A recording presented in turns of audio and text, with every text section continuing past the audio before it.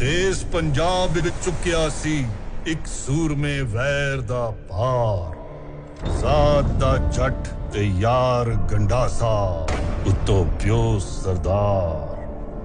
100 ਮੀਲ ਤੇ ਡੰਕੇ ਜੱਟ ਦੇ ਤੱਕੇ ਜਿਹੜਾ ਪਾਸਾ, ਜੱਟ ਤੋਂ ਵੱਧ ਖੜਾਕ ਸੀ ਕਰਦਾ ਜੱਟ ਦਾ ਤੇਜ਼ ਗੰਡਾਸਾ।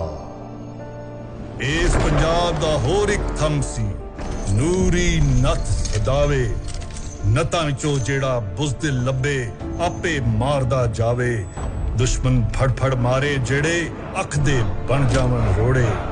ਨੂਰੀ ਨੱਥ ਦੀ ਦਹਿਸ਼ਤ ਵਗਦੇ ਦਰਿਆ ਪਿੱਛੇ ਮੋੜੇ। ਬੁਝੀ ਅੱਗ ਵਿੱਚ ਦੱਬਿਆ ਹਵਰੇ ਕਿੱਥੇ ਰੁਕਿਆ ਸ਼ੋਲਾ। ਪੁੱਤਰ ਸੀ ਇੱਕ ਜੱਟ ਦਾ ਯਾਰੋ, ਨਾਂ ਸੀ ਜਿਸਦਾ ਮੌਲਾ।